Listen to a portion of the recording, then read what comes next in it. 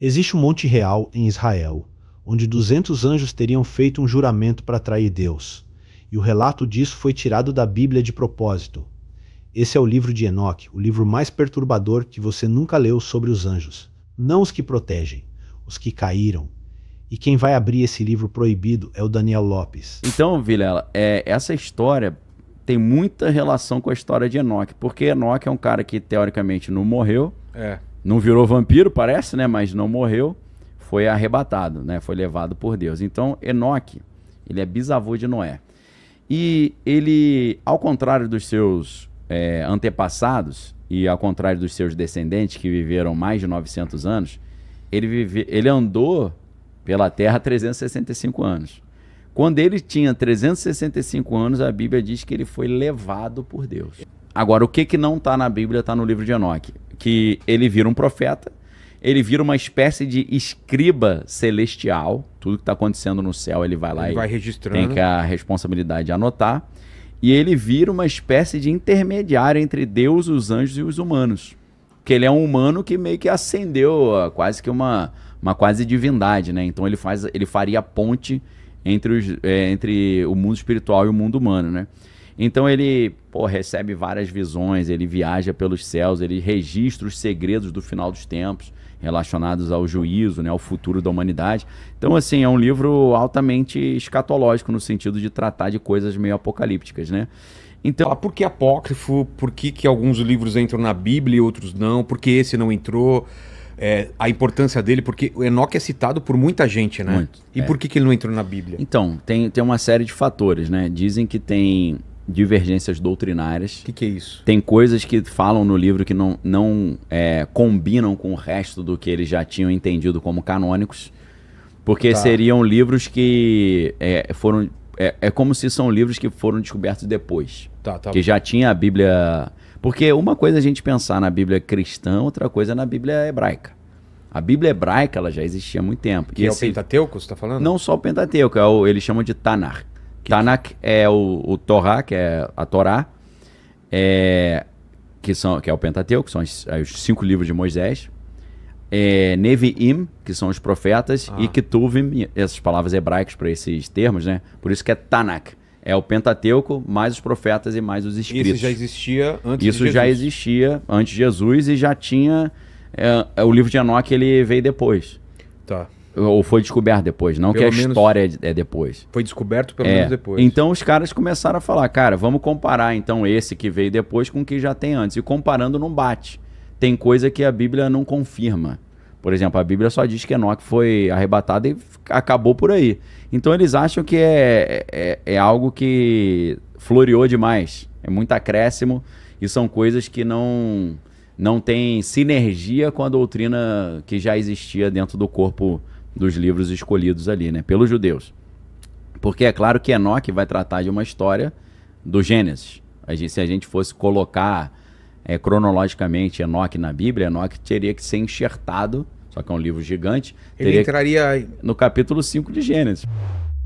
Antes da gente avançar, uma palavra importante. Apócrifo não quer dizer falso. Quer dizer que ficou de fora da lista oficial. O livro de Enoque foi escrito séculos antes de Cristo e por muito tempo foi levado a sério. Aí, em algum momento, alguém decidiu que ele não entraria.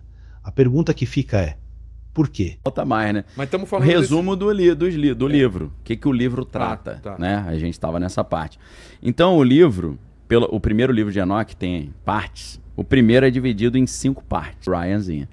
Então, você tem 5 partes. O livro dos vigilantes, o livro das parábolas, o livro astronômico, o livro dos sonhos e a epístola de Enoque. Então, vamos analisar aqui, como diria o Fred Krueger não, né? O Jack Stripador por...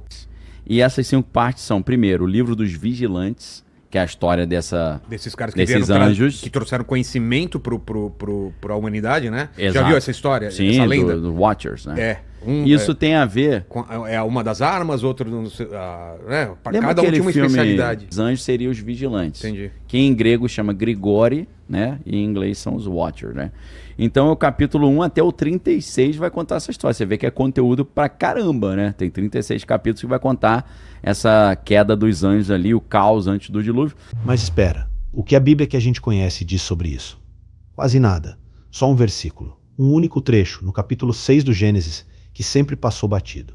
E é desse versículo enigmático que toda essa história nasce. 6, que é o capítulo seguinte da história de Enoque, que os filhos de Deus viram que as filhas dos homens eram formosas. Isso não está na Bíblia, então? Está na Bíblia. Então... Isso aqui que eu estou falando.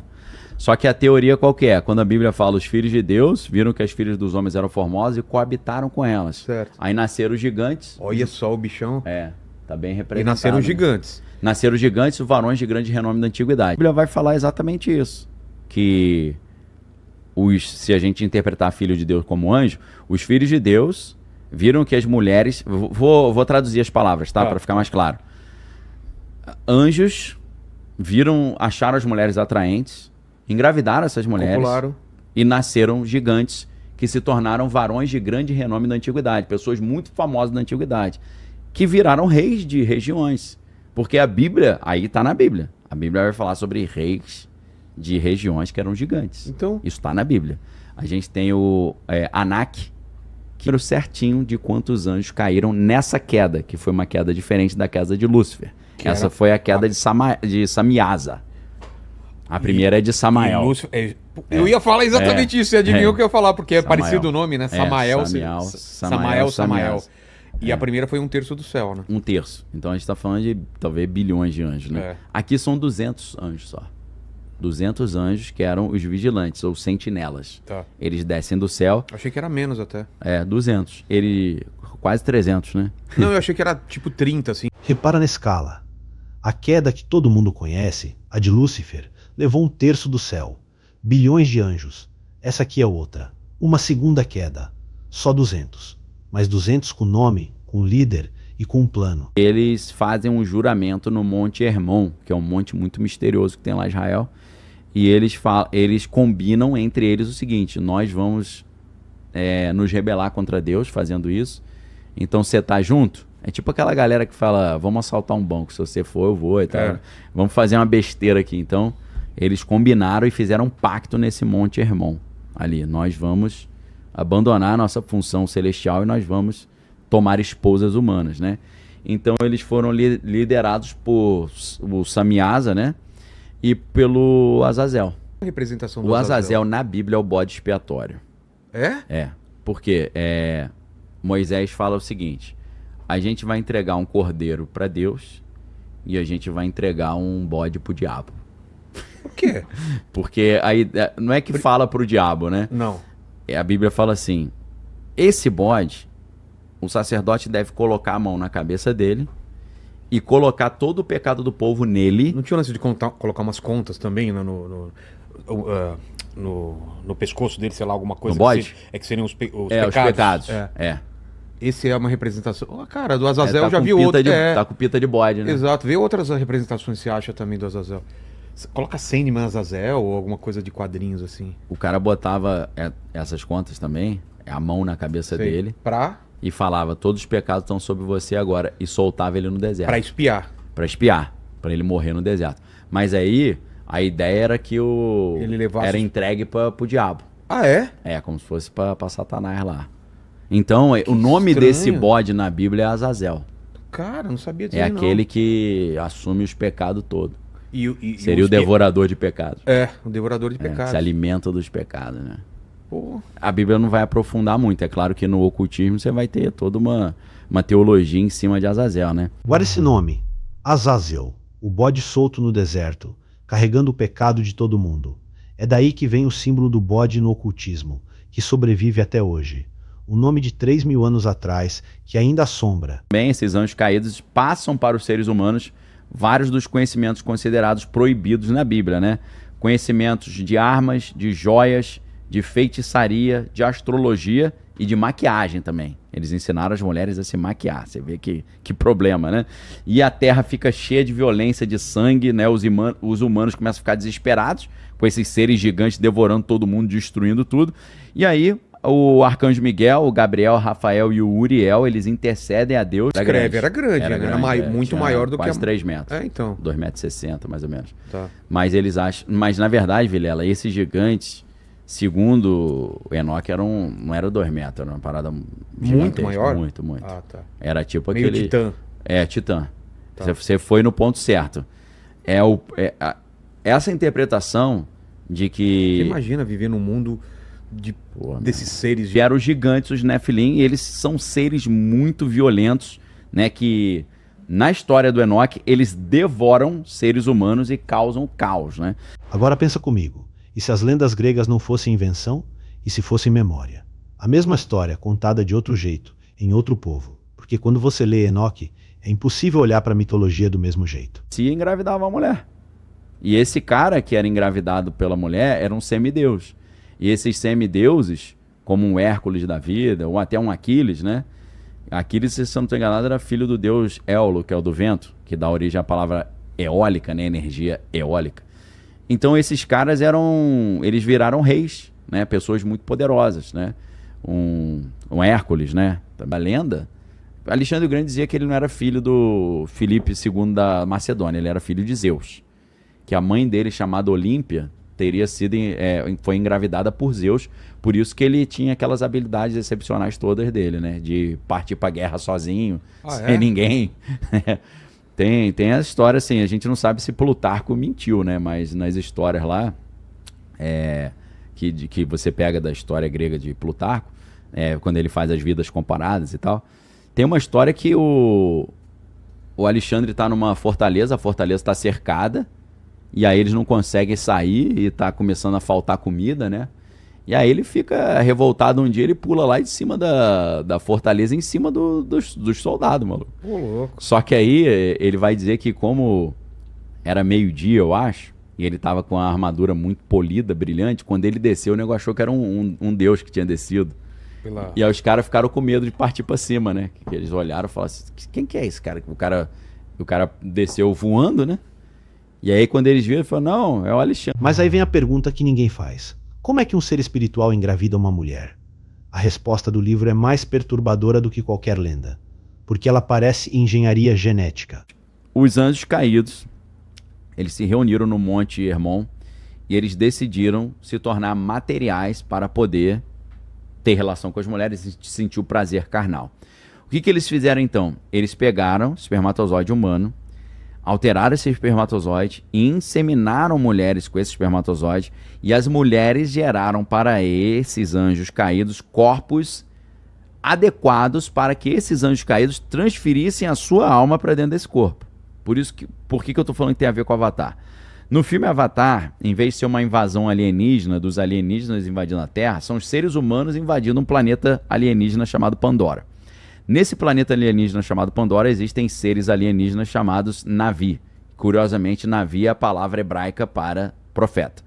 E aí, os seres humanos, eles estão invadindo esse planeta em busca de recursos minerais e tal, e para se misturarem e passarem despercebidos em meio aos alienígenas, os seres humanos pegam DNA alienígena, misturam com DNA humano, e através dessa mistura eles criam corpos híbridos entre alienígenas e humanos, corpos esses que os seres humanos conseguem projetar a sua consciência para esse corpo alienígena.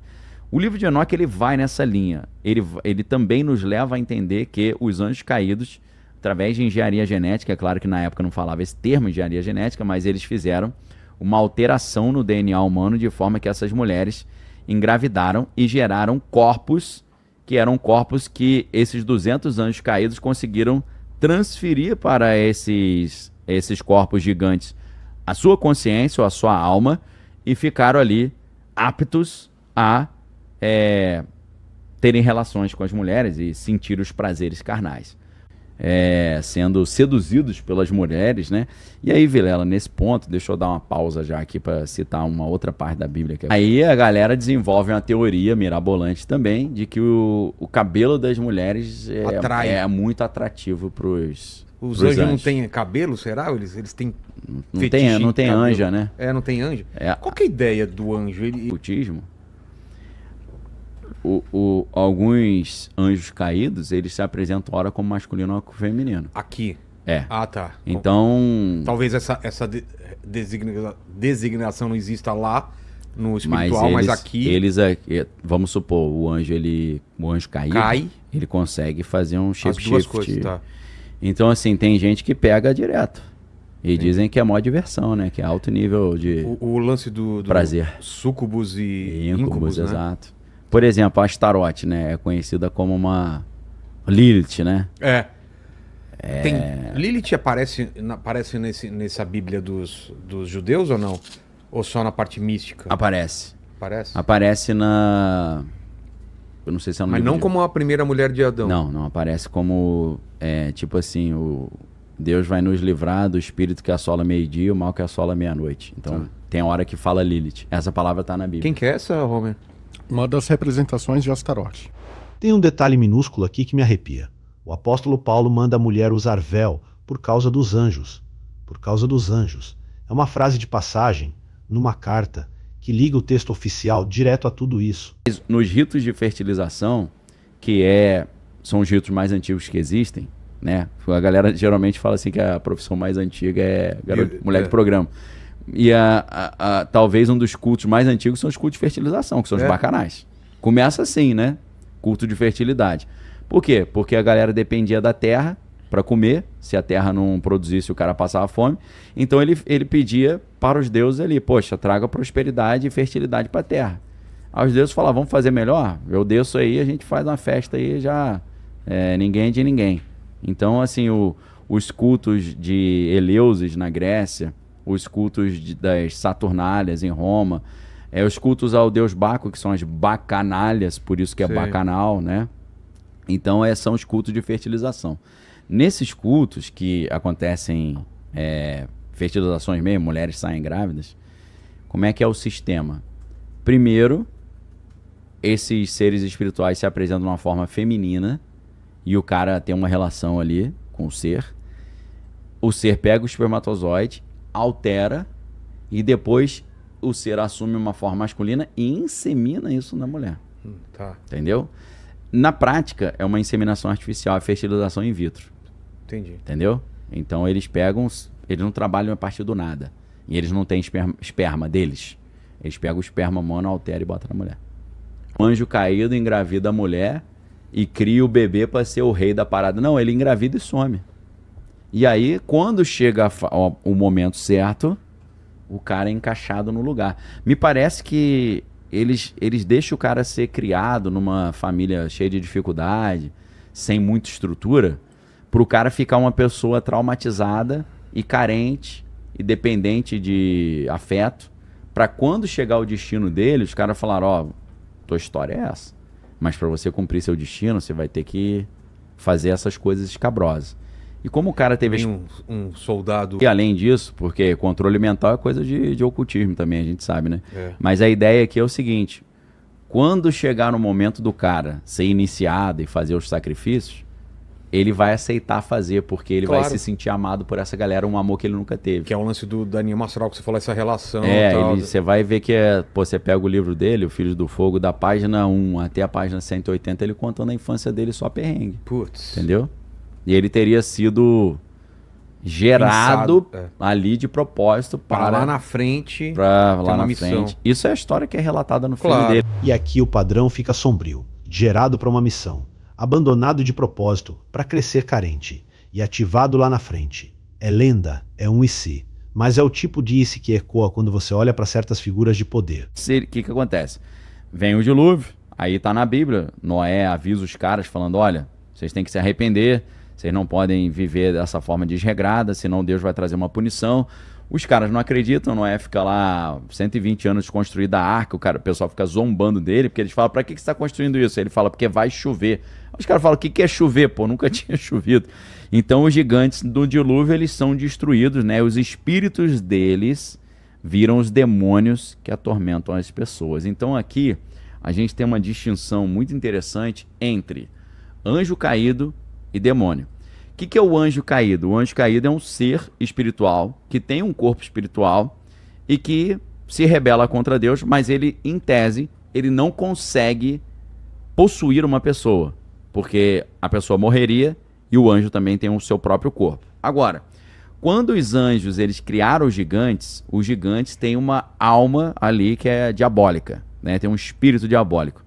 Quando esses gigantes eles perderam o seu corpo, aí o espírito deles se transformou em espíritos sem corpo, mais ou menos o que a gente vê no Senhor dos Anéis, quando Sauron ele perde o anel, perde o seu corpo físico, ele vira ali o necromante, né? Um espectro, um fantasma que fica sempre tentando achar o anel de volta para poder se reconectar com o corpo físico.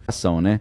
Então, o que acontece com esses anjos que não preservaram, que abandonaram a sua morada, né? O apóstolo Pedro, ele faz uma citação muito parecida com o livro de Enoque quando ele diz isso. Ele fala, para os anjos que não preservaram a sua morada, Deus os guardou em cadeias eternas até o dia do juízo. Então, no livro de Enoque vai falar isso, né? No dilúvio, os gigantes são destruídos, os seus espíritos viram espíritos, almas penadas, que ficam atormentando a humanidade, só que sem a matéria, e esses anjos rebeldes, é porque aqui a gente está dividindo os anjos que caíram dos espíritos dos gigantes que morreram.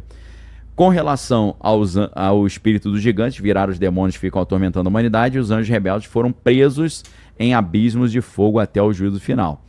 O dilúvio fecha o ato principal dessa história, mas o livro não acaba aí. Tem mais 4 partes, e é aqui que ele deixa de ser um relato e vira quase uma Bíblia inteira, escondida.